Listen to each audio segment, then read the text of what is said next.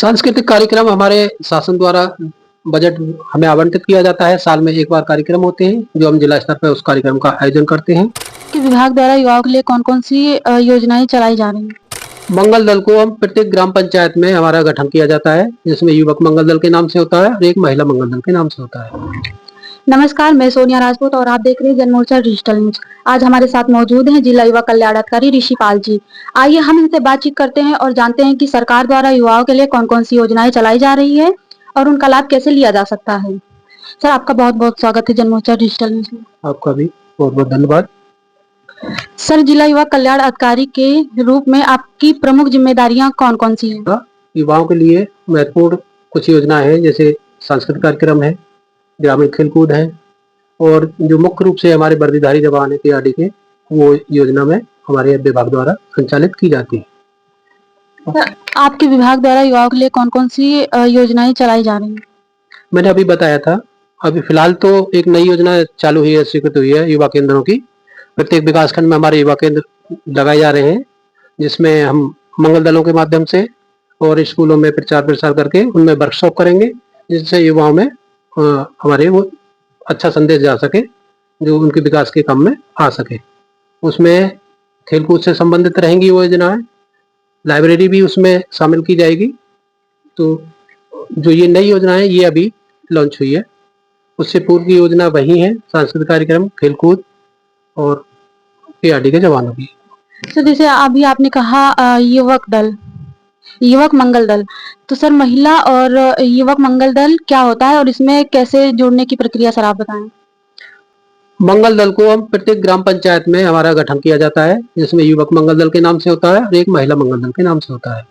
दोनों का same as है, 15 से 29 वर्ष के बीच के शिक्षित, और मोस्टली उसमें ये है कि खिलाड़ी होने चाहिए, युवा होने चाहिए। तो स्वाभाविक है कि खिलाड़ी होंगे। उनकी योग्यता तो कोई निर्धारित नहीं है, लेकिन उनका एक रजिस्ट्रेशन होता है और उनके आधार कार्ड वगैरह लेके हम उनका रजिस्ट्रेशन कराते हैं पोर्टल पर। उसके बाद उनको रजिस्ट्रेशन के बाद जब पोर्टल पर रजिस्टर्ड हो जाते हैं तो उनको हम खेलकूद का सामग्री जो शासन से उपलब्ध कराई जाती है, उसको एक विकास खंड वाइज लक्ष्य निर्धारित नहीं है, शासन द्वारा भेज दी जाती है। तो कभी एक विकास खंड में 20 को आ गया, कभी 10 को आ गया, तो इस तरह से इन मंगल दलों को हम खेलकूद की सामग्री उपलब्ध करा देते हैं। सर, आपके विभाग द्वारा क्या कोई ट्रेनिंग कार्यक्रम भी चलाए जाते हैं? अगर चलाए जाते हैं वो कौन-कौन से हैं? ट्रेनिंग कार्यक्रम युवाओं के लिए हमारे यहाँ पर सिर्फ पीआरडी की भर्ती होती है, वो भी अब शासन स्तर से होने लगी है। तो अभी फिलहाल में तो कोई ट्रेनिंग कार्यक्रम हमारे यहाँ पर संचालित नहीं हो रहा है। जब भर्ती हो जाएगी पीआरडी जवानों की, उसके बाद उनकी ट्रेनिंग होगी, तब वो जवान हमारी ड्यूटी के लिए आप जिले पर उपलब्ध करा दिए जाएंगे। वर्तमान में कोई ट्रेनिंग कार्यक्रम संचालित नहीं है।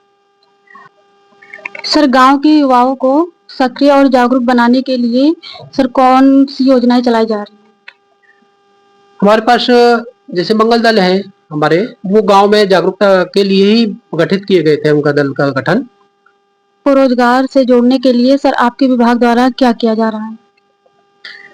रोजगार के रूप में हमारे यहाँ पर मुख्य रूप से एक ही योजना है, पीआरडी जवानों की भर्ती करना, उनको रोजगार देना। बाकी जो सारी योजनाएं हैं वो सामाजिक ही हैं। मंगल दलों के कार्य सामाजिक रूप से किए जाते हैं, उसमें उनका कोई भी विभागीय योजनाओं से लेना देना नहीं है। सांस्कृतिक गतिविधियों को बढ़ावा देने के लिए सर क्या प्रयास किए जा रहे हैं?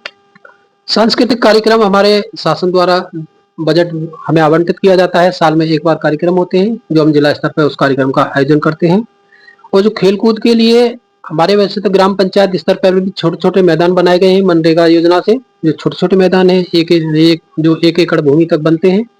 बाकी शासन द्वारा मिनी ग्रामीण स्टेडियम की स्थापना प्रत्येक विकास खंड पर की जा रही है। इसमें हमारे जिले में 3 ग्रामीण स्टेडियम संचालित हैं, बैसिंग, कोटी सरैया और कंधई कला। चौथा हमारा स्टेडियम विकासखंड हैरिंगटनगंज में निर्माणाधीन है, जो संभवतः मई तक हमें हैंडओवर हो जाएगा। सर, आपके विभाग के सामने सबसे बड़ी चुनौती कौन सी है? फिलहाल ऐसी कोई चुनौती नहीं है। जो शासन द्वारा हमारे लिए योजनाएं सौंपी जाती हैं, हम उनका निर्वहन अच्छी तरह से करते हैं।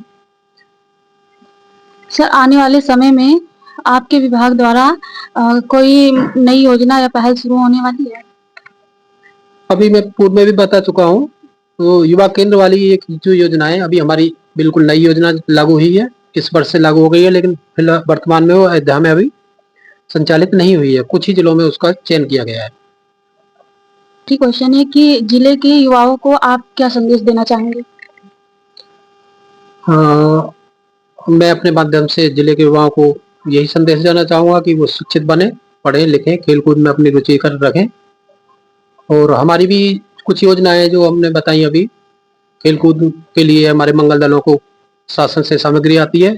इस वित्तीय वर्ष में हमारे लिए 188 ग्राम पंचायतों के लिए खेलकूद सामग्री आई है, जिसमें वॉलीबॉल, फुटबॉल, चेस्ट एक्सपेंडर और लड़कियों के कूदने के लिए रस्सी इत्यादि सामान होता है।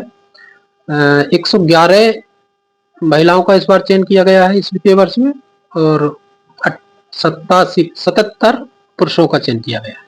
ये हमारी इस वर्ष की मंगल दलों के लिए खेलकूद की सामग्री की योजना है। ऐसे ही ज्ञानवर्धक जानकारी के लिए देखते रहिए जनमोर्चा डिजिटल न्यूज। मैं सोनिया, कैमरामैन करण के साथ। धन्यवाद।